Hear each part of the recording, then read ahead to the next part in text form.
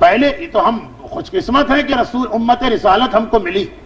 وما كنا معذبین وانت فیہم، اے رسول میں ان کو عذاب ہی نہیں دوں گا کیونکہ تم ان میں آ چکے ہو.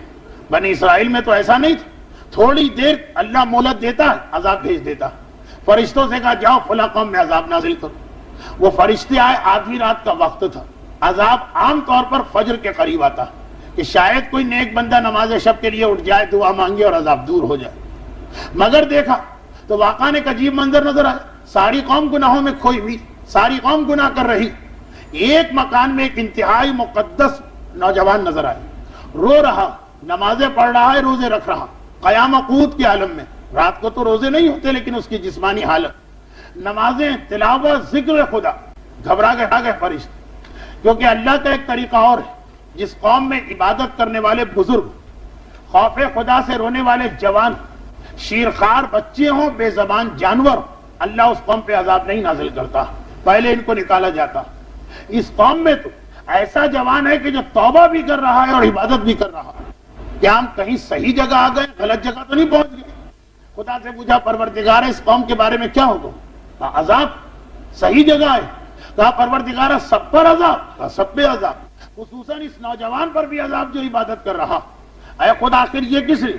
کہا اس لیے کہ یہ عبادت کر رہا مگر جو حق کا پیغام ہے وہ دوسروں تک نہیں پہنچا رہا.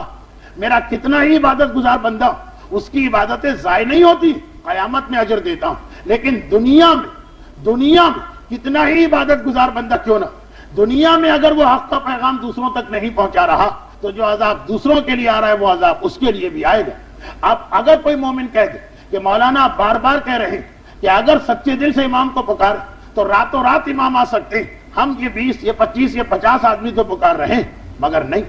اگر آپ کی آبادی ساری دنیا کے اندر 10 کروڑ یا 15 کروڑ، اس میں 50 60 100 200 لاکھ 2 لاکھ پکارے، وہ کافی نہیں. وہ تو وہی بات ہوگی کہ وَاتَّقُوا فِتْنَةً لَا تُصِيبَنَّ الَّذِينَ ظَلَمُوا، یہ عذاب سب پہ آ سکتا. ہماری ذمہ داری بنتی اگر ہم راتوں رات امام کو بلانا چاہیں تو خالی خود نہ پکارے، یہ پیغام اپنے پورے معاشرے میں دوڑا دے، ایک ایک شخص کو اس سے آگاہ اور خبردار کر دے. وہ مانے یا نہ مانے وہ الگ مسئلہ. ہمارا فریضہ اس وقت ادا ہوگا جب ہم ایک ایک کے کانوں تک یہ پیغام پہنچا چکے ہوں. خالی اپنی جگہ بیٹھ کے گلگلا کے امام کی دعا کر لینا یہ کافی نہیں. یہ تو بنی اسرائیل کا وہ نوجوان بھی کر رہا تھا جس پر اللہ نے عذاب بھیجا، اور یہ کہہ کے بھیجا کہ تیری نیکیاں ضائع نہیں ہیں، قیامت میں اجر ملے گا. مگر دنیا میں ظالموں کا عذاب مظلوم پر بھی آئے گا. کون مظلوم؟ جو چپ ہو جاتے ہیں، جو اس حق کے پیغام کو آگے نہیں پہنچاتے ہیں، جو ہر ایک کو آگاہ نہیں کرتے حقائق کے ساتھ، ان کے اوپر بھی یہ پیغام، ان کے اوپر بھی وہی عذاب آنے والا.